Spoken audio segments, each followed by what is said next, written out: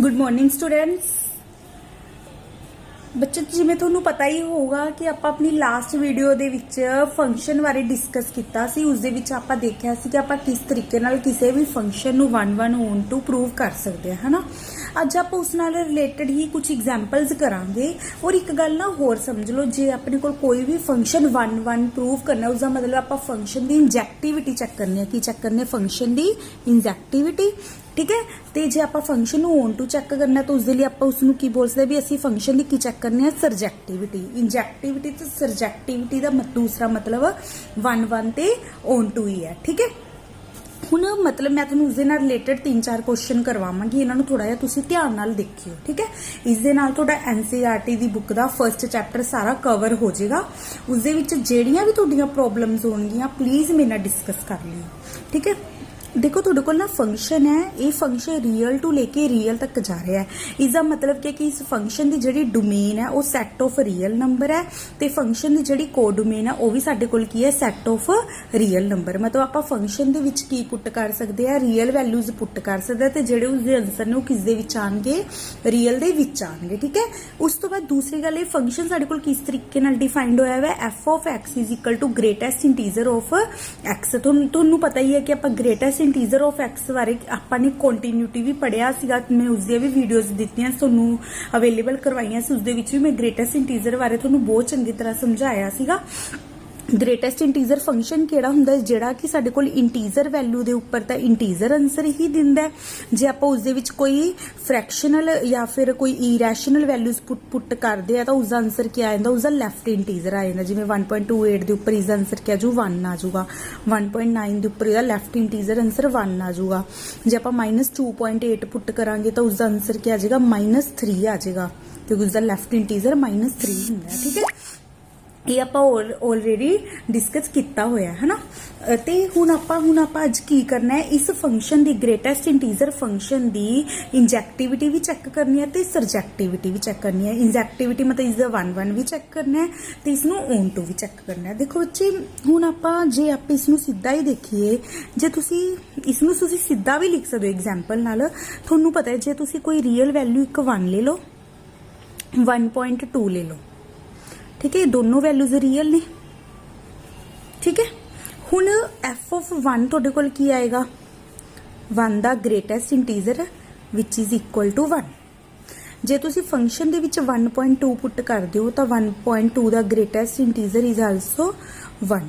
हुण तुसी ये देखो, मैं तुहानूं कल दस्सिया सीगा भी तुसी की देखिया कि फंक्शन दे विच 1 पुट करन दे नाल ते फंक्शन दे विच 1.2 पुट करन दे नाल जेहड़े फंक्शन दे दोनों आंसर आ रहे ने वो की आ रहे ने? सेम आ रहे ने। But 1 is not equal to 1.2। तुसी की देखिया कि एलीमेंट अलग अलग होने ते भी उन्हां दा आंसर की आ रहा है? सेम आ रहा है। मतलब एक तरह तुहाडे कोल यही हो रहा है, ये चीज 1 ते 1.2 का जिहड़ा आंसर है की बन रहा है? तुहाडे कोल 1 हो रहा है। जबकि ये दोनों एलीमेंट अलग अलग ने, दो डिस्टिंक्ट एलीमेंटा का सेम आंसर आ गया। मतलब उत्थों ही पता लग गया कि दिस फंक्शन इज नॉट 1-1, ठीक है। उस तो बाद हुण आपां जी इस फंक्शन नूं ऑन टू देखना चाहिए। तुहानूं पता है कि फंक्शन कदों ऑन टू हुंदा है? जद फंक्शन दी डोमेन रेंज ते फंक्शन दी कोडोमेन की हुंदी है? इक्वल हुंदी है। हुण तुसीं ये देखो कि फंक्शन दी कोडोमेन की है? पूरा सैट ऑफ रियल नंबर। पर आपां हुण फंक्शन दी डोमेन देखांगे कि फंक्शन दी डोमेन साडे कोल की आएगी। देखो बच्चे, तुसीं थोड़ा जिहा ध्यान नाल सोचो। जिवें तुहाडे कोल रियल वाला सैट है, ये भी रियल वाला सैट है, ये रियल, ये भी रियल। हुण इस दे विच ना मैं जस्ट कुछ वैल्यूज ही ले रही हैं। 0 ले लो, मान लो 0 का आंसर क्या आ जाएगा? 0 आ जाएगा, ठीक है ना। जे तुसी 0 तो लेके 1 तक सारिया रियल वैल्यूज लोगे, ये वाले सारिया वैल्यूज आंसर क्या आ जाएगा? 0 तो लेके 1 तक सब दा 1 नूं छड्ड के सब दा आंसर क्या आ जाएगा? 0 आ जाएगा। 1 दे उपर आंसर क्या आ जाएगा? 1 आ जाएगा। जब 1 तो लेके 2 तक जिन्ने भी पॉइंट वाली वैल्यू रैशनल इरैशनल लोगे सब दा आंसर क्या आ जाएगा? 1 आ जाएगा। 2 तो लेके 3 तक सब दा आंसर क्या आ जाएगा? 2 दा आंसर भी 2 आ जाएगा। तो जो 2 तो लेके कोई भी वैल्यूज लोगे उसका आंसर भी क्या आ जाऊगा? 2।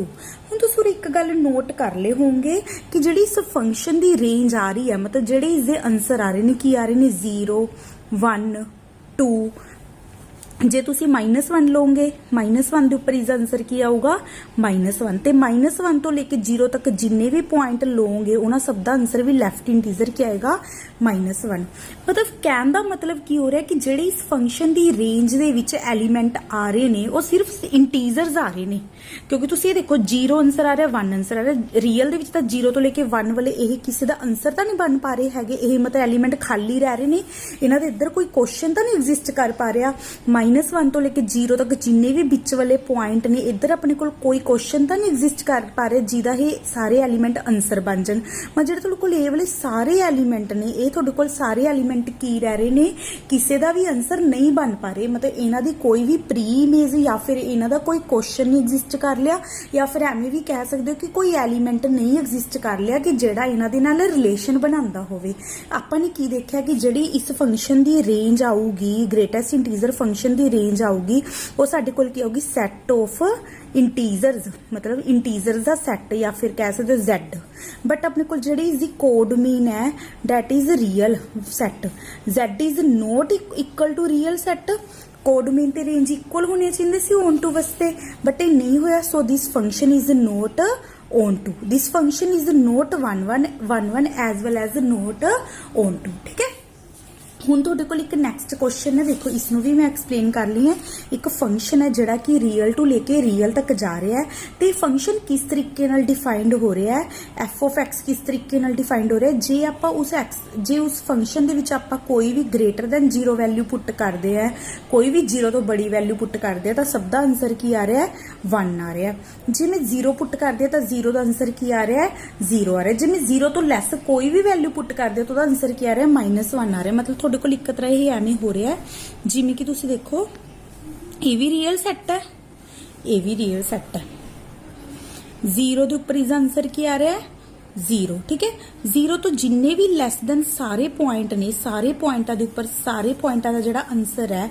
ਉਹ ਸਾਡੇ ਕੋਲ ਕੀ ਆ ਰਿਹਾ ਹੈ -1 ਤੇ 0 ਤੋਂ ਜਿੰਨੇ ਵੀ ਬੜੇ ਪੁਆਇੰਟ ਨੇ ਇਹਨਾਂ ਸਾਰੇ ਪੁਆਇੰਟਾਂ ਦਾ ਜਿਹੜਾ ਆਨਸਰ ਹੈ ਉਹ ਸਾਡੇ ਕੋਲ ਕੀ ਆ ਰਿਹਾ 1 ਹੁਣ ਤੁਸੀਂ ਇੱਕ ਗੱਲ ਨੋਟ ਕਰੋ ਕਿ ਇਹ ਫੰਕਸ਼ਨ ਤੁਹਾਨੂੰ 1 ਲੱਗ ਰਿਹਾ ਬਿਲਕੁਲ ਵੀ ਨਹੀਂ ਹੈਗਾ ਕਿਉਂ ਕਿਉਂਕਿ ਤੁਸੀਂ ਇਹ ਦੇਖੋ ਜੇ ਆਪਾਂ ਫੋਰ ਐਗਜ਼ਾਮਪਲ 0 ਤੋਂ ਬੜੇ ਕੋਈ ਵੀ 1.2 ਤੇ 1.3 ਲੈ ਲਈਏ ਦੋਨੋਂ ਪੁਆਇੰਟ 0 ਤੋਂ ਕੀ ਨੇ ਬੜੇ ਨੇ ਦੋਨੋਂ ਹੀ ਰੀਅਲ ਨੂੰ ਕੀ ਕਰਦੇ ਨੇ ਬਿਲੋਂਗ ਕਰਦੇ ਨੇ f of 1.2 ਦਾ ਆਨਸਰ ਕੀ ਆਊਗਾ 1 ਆਏਗਾ ਕਿਉਂਕਿ 0 ਤੋਂ ਬੜਾ ਪੁਆਇੰਟ ਹੈ 1.3 ਦਾ ਆਨਸਰ ਵੀ ਕੀ ਆਏਗਾ 1 ਆਊਗਾ ਜੇ ਤੁਸੀਂ 0 ਤੋਂ ਛੋਟਾ ਮੰਨ ਲਓ ਕੋਈ -1 ਲੈ ਲਿਆ -2 ਲੈ ਲਿਆ ਦੋਨੋਂ ਪੁਆਇੰਟ 0 ਤੋਂ ਛੋਟੇ ਨੇ ਦੋਨੋਂ ਰੀਅਲ ਨੇ f of -1 ਦਾ ਆਨਸਰ ਕੀ ਆਏਗਾ -1 ਕਿਉਂਕਿ 0 ਤੋਂ ਛੋਟਿਆਂ ਦੇ ਲਈ ਆਨਸਰ ਕੀ ਆ ਰਿਹਾ ਹੈ -1 ਸਾਰੇ ਪੁਆਇੰਟਾਂ ਦੇ ਲਈ ਤਾਂ ਤੁਹਾਨੂੰ ਆਪ ਹੀ ਪਤਾ ਲੱਗ ਰਿਹਾ ਹੈ ਕਿ ਜਿਹੜੇ ਇਹ ਫੰਕਸ਼ਨ ਹੈ ਸਾਡੇ ਕੋਲ 1 ਨਹੀਂ ਹੈਗਾ ਕਿਉਂਕਿ ਤੁਸੀਂ ਕੀ ਦੇਖ ਰਹੇ ਹੋ ਕਿ ਡਿਸਟਿੰਕਟ ਐਲੀਮੈਂਟ ਲੈਣ ਤੋਂ ਬਾਅਦ ਵੀ ਉਹਨਾਂ ਦਾ ਆਨਸਰ ਸੇਮ ਆ ਰਿਹਾ ਹੈ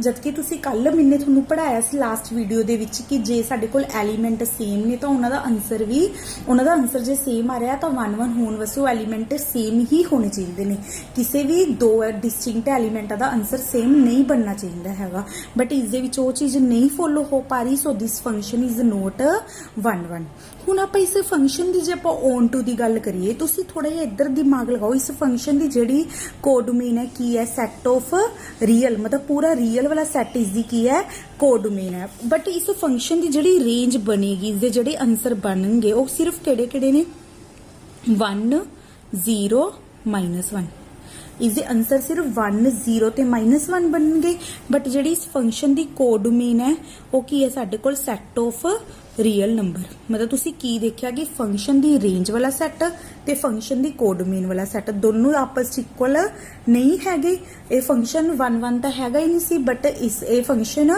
ਔਨ ਟੂ ਵੀ ਸਾਡੇ ਕੋਲ ਨਹੀਂ ਹੈਗਾ this function is not 1 as well as not onto ਹੁਣ ਆਪਾਂ ਇੱਕ ਹੋਰ ਕੁਐਸਚਨ ਕਰਨ ਜਾ ਰਹੇ ਹਾਂ ਸਾਡੇ ਕੋਲ ਕੀ ਹੈ ਇੱਕ ਫੰਕਸ਼ਨ ਹੈ ਜਿਹੜਾ ਕਿ ਰੀਅਲ ਟੂ ਲੈ ਕੇ ਰੀਅਲ ਤੱਕ ਜਾ ਰਿਹਾ ਹੈ ਤੇ ਫੰਕਸ਼ਨ ਸਾਡੇ ਕੋਲ ਕਿਸ ਤਰੀਕੇ ਨਾਲ ਡਿਫਾਈਨਡ ਹੋ ਰਿਹਾ ਹੈ f of x = 3 - 4x ਇੱਕ ਗੱਲ ਨਾ ਆਪਣੇ ਦਿਮਾਗ 'ਚ ਬਿਠਾ ਲਓ ਇਹ ਇੱਕ ਲੀਨੀਅਰ ਫੰਕਸ਼ਨ ਹੈ ਲੀਨੀਅਰ ਫੰਕਸ਼ਨ ਕਿਉਂ ਇਸ ਦੀ ਡਿਗਰੀ 1 ਹੈ ਨਾ ਜਿਵੇਂ ਇਹ ਤਕਰੀਬਨ ਤੁਹਾਡੇ ਕੋਲ 1 ਹੁੰਦੇ ਹੀ ਨੇ ਠੀਕ ਹੈ ਜੇ ਤੁਸੀਂ ਕੋਈ ਵੀ ਰੀਅਲ ਵੈਲਿਊ ਪੁੱਟ ਕਰੋਗੇ ਨਾ ਸਭ ਦਾ ਆਪਣਾ ਆਨਸਰ ਆਊਗਾ ਹੀ ਆਊਗਾ ठीक है 1 पुट करो 2 पुट करो 1.2 पुट करो √3 कुछ मर्जी पुट कर लो हर एक एलीमेंट का अलग अलग आंसर आऊगा ही आऊगा। तो ठीक है कुछ कुछ पर्टिकुलर जो फंक्शन होंगे जिन्होंने आपको सिंपल देख के ही पता लग जाता जिवें ग्रेटेस्ट इंटीजर जिन्होंने ग्रेटेस्ट इंटीजर वाले फंक्शन बारे पता है या फिर जो आप सिग्नम फंक्शन सैकेंड फंक्शन हुनी किया है वो बारे पता है तो उन्होंने तो उत्थों देख के ही पता लग जाता कि फंक्शन 1 1 नहीं हैगा। ठीक है हुण ये फंक्शन साडे कोल चलो 1 1 हैगा नहीं हैगा तो मैं तुहानूं कल समझाया सी कि जद ना बच्चे जद भी तुहाडे कोल कोई चीज़ नहीं हुंदी ना 1 1 तो उहदे वास्ते तुसीं एग्जाम्पल भी दे सकते हो बट जे कोई चीज़ 1 1 हैगी है या ऑन टू हैगी है ना तुहानूं उसनूं जनरल फॉर्म दे विच करके दिखाना पैंदा आपां एग्जाम्पल दे के उसनूं नहीं शो कर सकते है क्योंकि वो फिर चीज़ उस लिए ही जस्ट प्रूव होएगी। तो मैंने सब तो पहला की कीता x1 ते x2 कोई रियल दे विचों 2 एलीमेंट ले ले ठीक है तो मैं लेके चल पई भी फंक्शन का answer at point x1 function का आंसर एट पॉइंट x2 की है सेम है मतलब 2 एलीमेंटा के उपर आंसर की लेके चल पई मैं सेम लेके चल पई। ठीक है हुण जे मैं ये शो करदा कि वो एलीमेंट खुद भी सेम ने तो मेरे को प्रूव हो जाऊगा कि फंक्शन 1 1 है जो डिस्टिंक्ट एलीमेंट होए आंसर तो उन्होंने सेम होया तो फंक्शन मेरे को 1 1 नहीं होगा। एफ ऑफ x1 का आंसर क्या जाऊगा 3 - 4x1 is equal to 3 - 4x2। ठीक है 3 ना 3 कैंसिल हो जाएगा -4x1 is equal to -4x2 अपने को क्या आ जाएगा x1 is equal to x2 मतलब उरे तो तुहानूं ये पता लग गया कि जे तुसी 2 डिस्टिंक्ट एलीमेंट x1 ते x2 दा f मैपिंग लगा के जेड़ा ओदा आंसर सेम आ रहा है वो सिर्फ उदों ही सेम आंदा जे एलीमेंट दोनों ही आपस च सेम ने। जे दोनों एलीमेंट सेम होवे तो आपां 2 बार लिखण दी बजाय इसनूं एक बार ही लिखांगे ना क्योंकि सैट दे विच आपां डिस्टिंक्ट एलीमेंट लिखदे हां सेम एलीमेंट आपां 2 टाइम नहीं लिख सकते हैगे।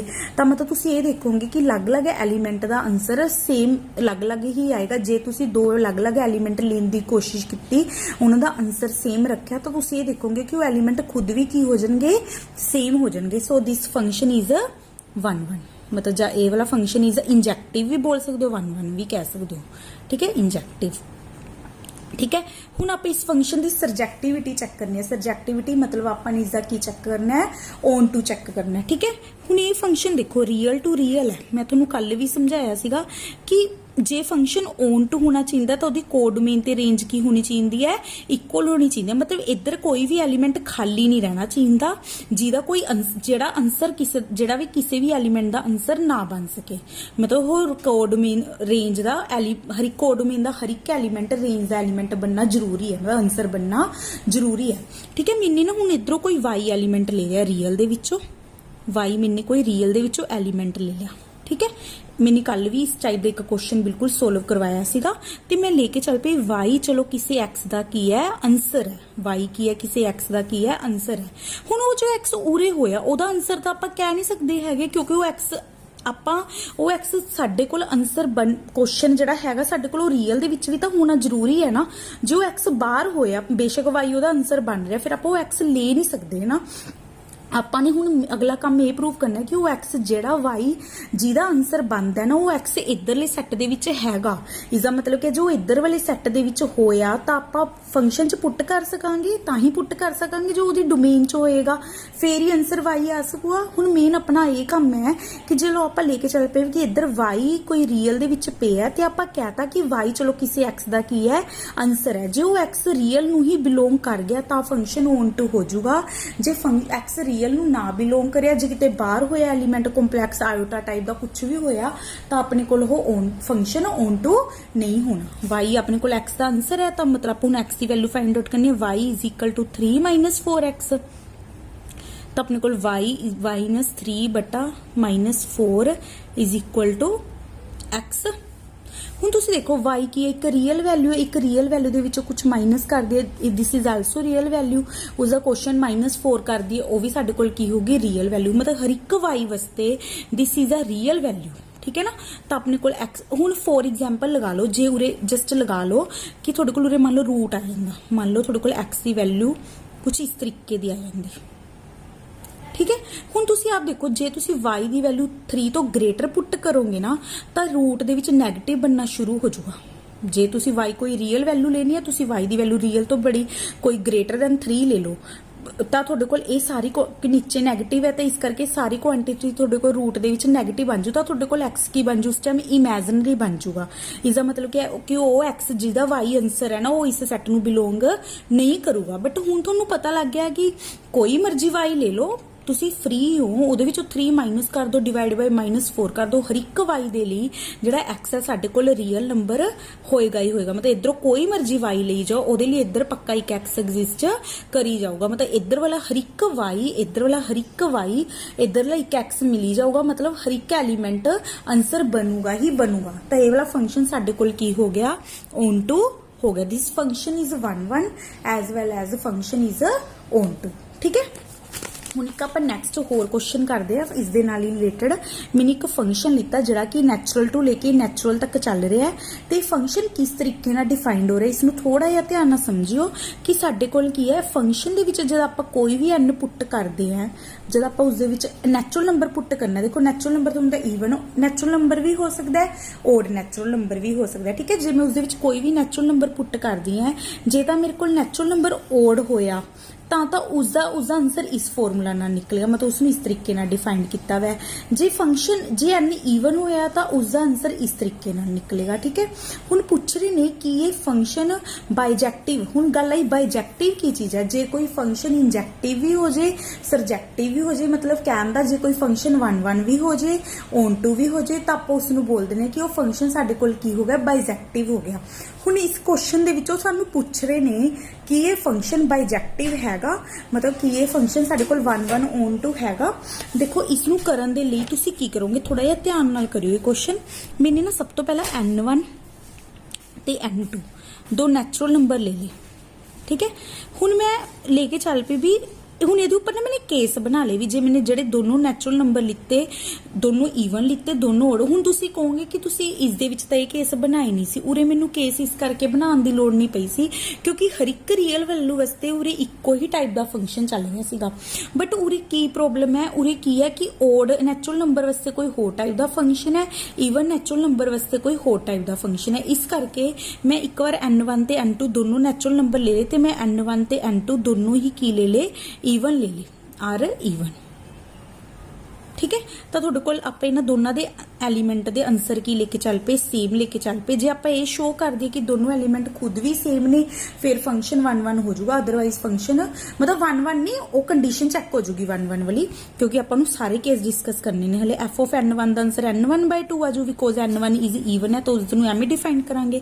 ਉੱਥੋਂ ਆ ਜਾਏਗਾ n2/2, 2 ਨਾਲ 2 ਕੈਂਸਲ ਹੋ ਗਿਆ, ਤਾਂ ਉੱਥੋਂ ਕੀ ਆ ਗਿਆ n1 is equal to n2। ਮਤਲਬ ਜੇ ਤੁਸੀਂ ਦੋਨੋਂ ਐਲੀਮੈਂਟ ਈਵਨ ਲੈਣੇ ਹੋ, ਉਹਨਾਂ ਦੇ ਜੇ ਆਨਸਰ ਸੇਮ ਨੇ ਤਾਂ ਉਹ ਐਲੀਮੈਂਟ ਖੁਦ ਵੀ ਕੀ ਨੇ, ਸੇਮ ਨੇ। ਇਸ ਕੰਡੀਸ਼ਨ ਤੋਂ ਤੁਹਾਡਾ 1 1 ਸ਼ੋ ਹੋ ਗਿਆ। ਪਰ ਆਪਣੇ ਕੋਲ ਇਹ ਵੀ ਹੋ ਸਕਦਾ ਨਾ ਕਿ n1 ਤੇ n2 ਦੋਨੋਂ ਓਡ ਹੋਣ, ਆਰ ਓਡ। ਉਹਦੇ ਲਈ ਕੀ ਹੋ ਜਾਊਗਾ, function f of n1 is equal to f of n2। ਠੀਕ ਹੈ, ਜੇ ਆਪਾਂ ਦੋ ਐਲੀਮੈਂਟਾਂ ਦੇ ਜੇ ਆਪਣੇ ਕੋਲ ਦੋਨੋਂ ਓਡ ਹੋਏ ਤਾਂ n1 plus 1/2, n2 plus 1/2, 2 ਨਾਲ 2 ਕੈਂਸਲ ਹੋ ਗਿਆ, 1 ਨਾਲ 1, ਉੱਥੋਂ n1 is equal to n2 ਆ ਗਿਆ। ਤੁਸੀਂ ਉਰੇ ਵੀ ਕੀ ਦੇਖਿਆ ਕਿ ਜੇ ਤੁਸੀਂ ਦੋ ਐਲੀਮੈਂਟਾਂ ਦੇ ਆਨਸਰ ਸੇਮ ਲੈ ਕੇ ਚੱਲੇ, ਤੁਹਾਡੇ ਕੋਲ ਐਲੀਮੈਂਟ ਖੁਦ ਵੀ ਕੀ ਆ ਗਏ, ਸੇਮ ਆ ਗਏ।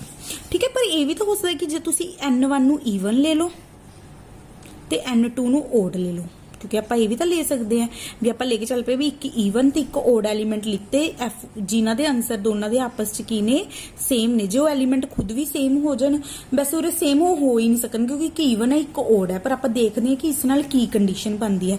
ਜੇ n1 ਈਵਨ ਹੈ ਤਾਂ ਉਹਦਾ ਆਨਸਰ ਕੀ ਆ ਜੂ, n1/2, n2 ਓਡ ਹੈ ਤਾਂ ਉਹਦਾ ਆਨਸਰ ਕੀ ਆ ਜੂ, n2 plus 1/2। ਠੀਕ ਹੈ, ਉਰੇ ਤੋਂ ਕੀ ਬਣ ਗਿਆ, ਇਹਨੂੰ ਸੋਲਵ ਕੀਤਾ, n1 minus n2 is equal to 1। ਹੁਣ ਤੁਸੀਂ ਇਹ ਦੇਖੋ, ਹੁਣ ਪਲੀਜ਼ ਇਹਨੂੰ ਥੋੜਾ ਜਿਹਾ ਧਿਆਨ ਨਾਲ ਦੇਖਣ ਦੀ ਕੋਸ਼ਿਸ਼ ਕਰਿਓ। ਤੁਸੀਂ ਕੀ ਦੇਖਿਆ ਕਿ ਇਹ ਦੋ ਐਲੀਮੈਂਟਾਂ ਦੇ ਆਨਸਰ ਕੀ ਨੇ, ਸੇਮ ਨੇ। ਜੇ ਇਹ ਦੋ ਐਲੀਮੈਂਟਾਂ ਦੇ ਆਨਸਰ ਸੇਮ ਨੇ, ਜੇ ਤਾਂ ਆਪਾਂ ਐਲੀਮੈਂਟਾਂ ਨੂੰ ਇਕੁਅਲ ਸ਼ੋ ਕਰਦੇ ਫਿਰ ਤਾਂ ਇਹ 1 1 ਹੋ ਜੂ। ਇਹ ਦੋ ਕੇਸਿਸ ਦੇ ਵਿੱਚ ਤਾਂ ਇਹ 1 1 ਸ਼ੋ ਹੋ ਰਿਹਾ ਹੈ, ਬਟ ਆਪਾਂ ਨੇ ਯੈਸ ਕਹਿਣ ਵਾਸਤੇ ਤਾਂ ਆਪਾਂ ਨੂੰ ਹਰ ਇੱਕ ਪਾਸੇ ਕੁਐਸਚਨ ਨੂੰ ਦੇਖਣਾ ਪੈਣਾ ਨਾ ਵੀ ਉਹ ਸਹੀ ਹੈ ਕਿ ਗਲਤ ਹੈ। ਹੁਣ ਜਦ ਮੈंने n1 ਤੇ n2 ਦੋ ਐਲੀਮੈਂਟ ਲਿੱਤੇ, ਮੈਂ ਉਹਨਾਂ ਦੇ ਆਨਸਰ ਸੇਮ ਲੈ ਕੇ ਚੱਲ ਪਈ, ਇੱਕ ਨੂੰ ਈਵਨ ਲੈ ਕੇ ਚੱਲ ਪਈ, ਇੱਕ ਨੂੰ ਓਡ ਲੈ ਕੇ ਚੱਲ ਪਈ, ਤਾਂ ਮੇਰੇ ਕੋਲ ਕੁਝ ਐਵੇਂ ਦੀ ਕੰਡੀਸ਼ਨ ਕੰਡੀਸ਼ਨ ਆ ਗਈ, ਐਵੇਂ ਦੀ ਕੰਡੀਸ਼ਨ ਆ ਗਈ ਜਿਹੜੀ ਕਿ n1 ਇਕੁਅਲ ਟੂ n2 ਦੇ ਬਰਾਬਰ ਨਹੀਂ ਹੈ। ਜੇ ਤਾਂ ਉਰੇ ਮੇਰੇ ਕੋਲ n1 is equal to n2 ਆ ਜਾਂਦਾ ਫਿਰ ਤਾਂ ਤੁਸੀਂ ਉਰੇ ਵੀ ਕਹਿੰਦੇ ਕਿ ਫੰਕਸ਼ਨ 1 1 ਹੋ ਜਾਂਦਾ, ਬਟ ਤੁਸੀਂ ਉਰੇ ਹੁਣ ਵੀ 1 1 ਕਹਿ ਸਕਦੇ ਜੇ ਤੁਹਾਡੀ ਆਵਲੀ ਕੰਡੀਸ਼ਨ ਰਿਜੈਕਟ ਹੋ ਜੇ। ਮਤਲਬ ਜੇ ਸਾਡੇ ਕੋਲ ਕੋਈ ਈਵਨ ਤੇ ਓਡ ਦਾ ਮਾਈਨਸ ਕਰਕੇ 1 ਨਾ ਆਉਂਦਾ ਹੋਵੇ ਨਾ ਤਾਂ ਆਪਣੇ ਕੋਲ ਜੇ ਕੰਡੀਸ਼ਨ ਰਿਜੈਕਟ ਹੋ ਜੂਗੀ ਤਾਂ ਵੀ ਆਪਣੇ ਕੋਲ ਆ ਦੋ ਕੇਸਿਸ ਦੇ ਵਿੱਚ 1 1 ਸ਼ੋ ਹੋਇਆ ਪਿਆ, ਬਟ ਇਹ ਕੰਡੀਸ਼ਨ ਰਿਜੈਕਟ ਨਹੀਂ ਹੁੰਦੀ। ਤੁਸੀਂ ਇਹ ਦੇਖੋ ਬੱਚੇ, ਜੇ n1 ਤੁਸੀਂ ਈਵਨ ਹੈ, ਕਹਿੰਦੇ ਜੇ n2 ਓਡ ਹੈ, ਜੇ ਉਹਨਾਂ ਦਾ ਡਿਫਰੈਂਸ ਕਰਕੇ 1 ਆ ਰਿਹਾ ਨਾ ਤਾਂ ਉਹਨਾਂ ਦਾ ਆਨਸਰ ਸੇਮ ਆ ਜਾਊਗਾ। ਇਹਦਾ ਮਤਲਬ ਕਿ ਜੇ ਮੰਨ ਲਓ ਫੋਰ ਐਗਜ਼ਾਮਪਲ ਇਹ ਪੋਸੀਬਲ ਹੈਗਾ ਨਾ, ਜੇ ਮੰਨ ਲਓ ਤੁਸੀਂ n1 ਲੈ ਲਓ 4, n1 ਲੈ ਲਓ 4 ਮਤਲਬ ਈਵਨ, n2 ਲੈ ਲਓ 3, ਠੀਕ ਹੈ, ਇਹ ਤੁਹਾਡੇ ਕੋਲ ਹੈਗਾ ਨਾ 4 - 3 ਇਜ਼ ਇਕੁਅਲ ਟੂ 1 ਆ ਜਾਂਦਾ। ਮੈਂ ਤੁਹਾਡੇ ਕੋਲ ਕੋਈ ਐਵੇਂ ਦਾ ਈਵਨ ਤੇ ਇੱਕ ਇਹੋ ਜਿਹਾ ਓਡ ਨੰਬਰ ਐਗਜ਼ਿਸਟ ਕਰਦੇ ਨੇ ਨਾ ਜਿਨ੍ਹਾਂ ਦਾ ਮਾਈਨਸ ਕਰਕੇ 1 ਆ ਜਾਂਦਾ। ਇਹਦਾ ਮਤਲਬ ਕਿ ਜੇ ਹੁਣ ਇਹਦਾ ਮਤਲਬ ਪਤਾ ਕੀ ਨਿਕਲੇ, ਜੇ ਤੁਸੀਂ 4 ਦਾ ਆਨਸਰ ਇਸ ਮੈਪਿੰਗ ਚੋਂ ਕੱਢੋਗੇ ਨਾ, 4 ਈਵਨ ਹੈ, ਉਹਦਾ ਆਨਸਰ ਕੀ ਆ ਜਾਊਗਾ 4/2, ਮਤਲਬ 4 ਦਾ ਆਨਸਰ ਤੁਹਾਡੇ ਕੋਲ 2 ਆ ਜਾਊਗਾ। 3 ਓਡ ਹੈ, 3 ਦਾ ਆਨਸਰ ਕੀ ਆ ਜਾਊ 3 + 1/2, ਉਹਦਾ ਵੀ 2 ਆ ਜਾਊਗਾ। ਤਾਂ ਤੁਸੀਂ ਇਹ ਦੇਖੋ ਇਹ ਦੋ ਐਲੀਮੈਂਟ ਮਿਲ ਗਏ ਨਾ ਸਾਨੂੰ, ਅਲੱਗ-ਅਲੱਗ ਜਿਹੜੇ ਐਲੀਮੈਂਟ ਅਲੱਗ-ਅਲੱਗ ਸੀ ਪਰ ਉਹਨਾਂ ਦਾ ਆਨਸਰ ਕੀ ਆ ਰਿਹਾ ਹੈ ਇਸ ਮੈਪਿੰਗ ਦੇ ਵਿੱਚ ਸੇਮ ਆ ਰਿਹਾ ਹੈ। ਮਤਲਬ ਉਰੇ ਤੋਂ ਆਪਾਂ ਨੂੰ ਇੱਕ ਕੰਡੀਸ਼ਨ ਮਿਲ ਗਈ। ਜੇ ਆਪਣੀ ਇਹ ਵਾਲੀ ਕੰਡੀਸ਼ਨ ਰਿਜੈਕਟ ਹੋ ਜਾਂਦੀ, ਮੰਨ ਲਓ ਤੁਹਾਡੇ ਕੋਲ ਇਹੀ ਕੁਐਸਚਨ ਹੈ, ਜੇ ਤੁਹਾਡੀ ਮੰਨ ਲਓ ਇਹੀ ਕੰਡੀਸ਼ਨ ਐਵੇਂ ਆ ਜਾਂਦੀ n1 - n2 is equal to 2, ਮਤਲਬ ਤੁਹਾਡੇ ਕੋਲ ਇੱਕ ਈਵਨ ਤੇ ਇੱਕ ਓਡ ਦਾ ਮਾਈਨਸ ਕਰਕੇ ਕਦੇ ਵੀ 2 ਨਹੀਂ ਆ ਸਕਦਾ ਨਾ, ਤਾਂ ਤੁਹਾਡੀ ਇਹ ਕੰਡੀਸ਼ਨ ਰਿਜੈਕਟ ਹੋ ਜਾਂਦੀ। ਮਤਲਬ ਆਪਣੇ ਕੋਲ ਕੋਈ ਇਹੋ ਜਿਹਾ there does not exist any n1 is a odd, any n1 is even and n2 is odd such that their difference is 2, ਤਾਂ ਇਹ ਵਾਲੀ ਕੰਡੀਸ਼ਨ ਰਿਜੈਕਟ ਹੋ ਜਾਂਦੀ। ਸਿਰਫ ਤੁਹਾਡੇ ਇਹ ਦੋ ਕੇਸ ਰਹਿ ਜਾਂਦੇ, ਇਹਨਾਂ ਦੋਨੋਂ ਕੇਸਿਸ ਦੇ ਵਿੱਚ ਫੰਕਸ਼ਨ ਸਾਡਾ 1 1 ਹੋਇਆ ਪਿਆ ਸੀਗਾ। ਬਟ ਜਿਹੜੀ ਤੁਹਾਡੀ ਤੀਸਰੀ ਕੰਡੀਸ਼ਨ ਆ ਗਈ, ਇਹ ਈਵਨ ਤੇ ਓਡ ਵਾਸਤੇ ਟਰੂ ਹੋ ਸਕਦੀ ਹੈ ਨਾ, ਸਾਨੂੰ ਐਵੇਂ ਦੇ ਈਵਨ ਓਡ ਨੰਬਰ ਮਿਲ ਸਕਦੇ ਨੇ ਨਾ ਜਿਨ੍ਹਾਂ ਦਾ ਮਾਈਨਸ ਕਰਕੇ ਸਾਡੇ ਕੋਲ 1 ਆ ਜੇ। ਜੇ ਰਿਜੈਕਟ ਨਹੀਂ ਹੋਈ ਇਹਦਾ ਮਤਲਬ ਕਿ ਸਾਡੇ ਕੋਲ ਆ ਕੰਡੀਸ਼ਨ ਹੋ ਗਈ। ਇਸ ਦਾ ਮਤਲਬ ਕੀ ਹੈ ਕਿ ਹੁਣ ਜਿਵੇਂ ਮੈਂ ਤੁਹਾਨੂੰ ਇਸ ਕੰਡੀਸ਼ਨ ਦੇ ਵਿੱਚ n1 ਤੇ n2 ਲੱਭ ਕੇ ਦਿਖਾਤੇ ਜਿਹੜੇ ਅਲੱਗ-ਅਲੱਗ ਐਲੀਮੈਂਟ ਨੇ ਜਿਨ੍ਹਾਂ ਦਾ ਆਨਸਰ ਕੀ ਹੈ ਸੇਮ ਹੈ, ਮਤਲਬ ਇਹ ਫੰਕਸ਼ਨ ਤੁਹਾਡੇ ਕੋਲ 1 1 ਨਹੀਂ ਹੈਗਾ। ਜੇ ਫੰਕਸ਼ਨ 1 1 ਨਹੀਂ ਹੈਗਾ ਤਾਂ ਇਹਨੂੰ ਔਨ ਟੂ ਚੈੱਕ ਕਰਨ ਦੀ ਲੋੜ ਹੀ ਨਹੀਂ ਹੈਗੀ, ਕਿਉਂਕਿ ਇਹਨਾਂ ਨੇ ਪੁੱਛਿਆ ਸੀ ਕਿ ਇਹ ਫੰਕਸ਼ਨ ਬਾਈਜੈਕਟਿਵ ਹੈਗਾ। ਬਾਈਜੈਕਟਿਵ ਹੋਣ ਵਾਸਤੇ 1 1 ਔਨ ਟੂ ਹੋਣਾ, ਦੋਨਾਂ ਦਾ ਹੋਣਾ ਜ਼ਰੂਰੀ ਹੈ। ਬਟ ਆਪਣੇ ਕੋਲ this function is not 1 1, so this function is not bijective. ਠੀਕ ਹੈ ਬੱਚੇ, ਇਹ ਤੁਹਾਡੇ 4 ਮੈਂ ਕੁਐਸਚਨ ਡਿਸਕਸ ਕੀਤੇ ਨੇ। ਇਹਦੇ ਨਾਲ ਰਿਲੇਟਡ ਤੁਹਾਡੇ ਬੁੱਕ ਦੇ ਵਿੱਚ ਬਹੁਤ ਸਾਰੇ ਕੁਐਸਚਨ ਨੇ, ਉਹਨਾਂ ਨੂੰ ਸੋਲਵ ਕਰੋ। ਜੇ ਪ੍ਰੋਬਲਮ ਆਉਂਦੀ ਹੈ ਪਲੀਜ਼ ਮੇਰੇ ਨਾਲ ਡਿਸਕਸ ਕਰੋ। ਠੀਕ ਹੈ, ਥੈਂਕ ਯੂ।